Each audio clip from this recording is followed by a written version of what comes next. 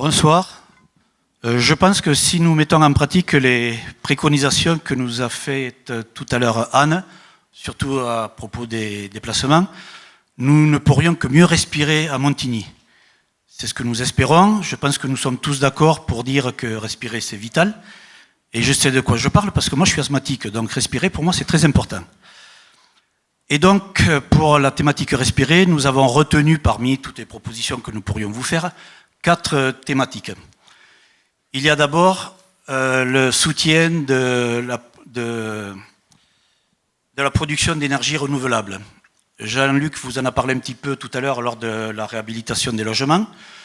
Il y a l'ALEC qui existe, comme il a dit, très peu de gens la connaissent, mais si des citoyens viennent à la mairie que nous dirigerons pour demander comment ça se passe ou être aidés, nous les dirigerons vers l'ALEC par exemple. Ensuite, il faut végétaliser la ville. Si nous prenons par exemple l'exemple du centre-ville, comptez le nombre d'arbres qu'il y en a très peu, les espaces verts, il y en a encore moins. Vous le savez sans doute, c'est un quartier qui va être transformé, c'est ce qu'on nous dit en tout cas. Nous ne savons pas trop encore de quelle façon, mais ce serait l'occasion de faire un centre-ville beaucoup plus végétalisé. Il faut désimperméabiliser les sols. Il y a trop de béton, l'eau ne s'écoule plus. Vous n'avez qu'à voir lorsqu'il y a de gros orages, et on en a eu ces derniers temps, il y a tout de suite des flaques qui apparaissent. C'est impossible de marcher ou de faire du vélo, ou alors vous êtes arrosé par les voitures. Donc comme le disait Anne, moins de voitures, il y aura moins de vélos éclaboussés.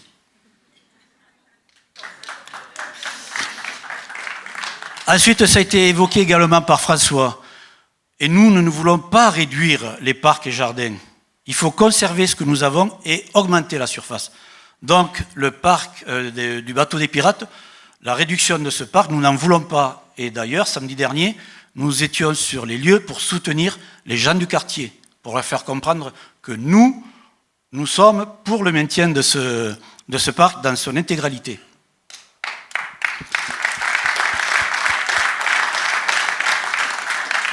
Il faut également s'intéresser aux îlots de chaleur. Vous savez très bien que la technique permet de voir où il y a des îlots de chaleur. Et nous, ce que nous préconisons, c'est de végétaliser les toits. Il y a beaucoup d'immeubles avec des toits plats. C'est très facile de végétaliser, ça se fait dans d'autres villes. Ensuite, nous voulons améliorer et piloter la performance du patrimoine municipal. Nous voulons que tous les bâtiments qui sont gérés par la mairie soient en énergie positive. Nous avons fait 3 réunions publiques dans les 3 maisons de quartier. Je ne sais pas si vous y allez souvent.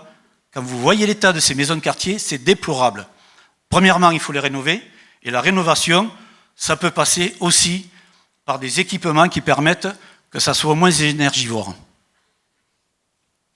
Ensuite, ce que nous voulons faire aussi, tout le personnel municipal devrait rouler en énergie non fossile.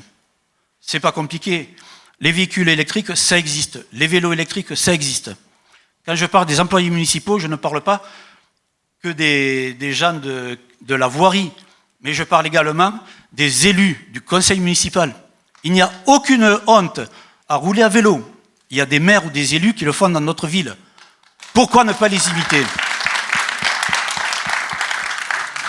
Nous voulons aussi réduire l'empreinte énergétique de l'éclairage municipal.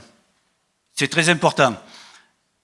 Il y a une loi qui est passée, entre autres, soi-disant on ne devrait plus avoir de vitrines allumées la nuit. Vous passez dans le centre commercial le matin de bonne heure, vous voyez les vitrines qui sont restées allumées toute la nuit. C'est insupportable. Déjà, il faut faire respecter la loi et ça dépasse de l'énergie pour rien. Ne me dites pas qu'à 3 heures du matin, il y a des gens qui regardent dans les boutiques ce qu'il y a à vendre. Hein ? Nous voulons aussi développer une politique zéro déchet dans tous les services municipaux. Et lors de commandes publiques, nous nous efforcerons de faire des achats éthiques. On n'achètera pas n'importe quoi. Voilà, il y a du papier recyclé par exemple, et il y a beaucoup d'autres choses. Voir la provenance, d'où ça vient, par qui c'est fait. On n'achètera pas des choses faites par des gamins dans des pays soi-disant en voie de développement mais que je place plutôt dans les pays encore sous-développés, malheureusement pour ces populations-là.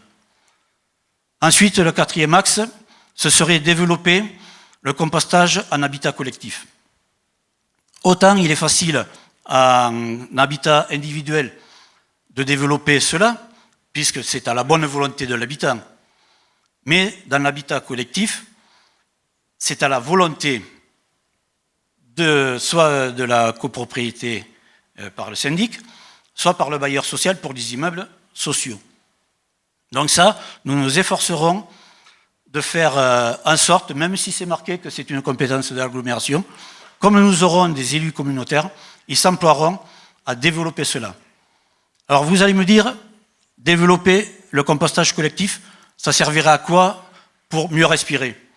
Tout simplement, si tout le monde, habitat individuel et collectif, se met à faire du compostage, il y aura moins de déchets. Donc, il y aura moins de ramassage d'ordures. Donc, utilisation de moins de véhicules, donc moins de population. Et de plus, tout ce que produira le compost, ça servira à végétaliser tout ce que nous avons prévu de faire. Merci.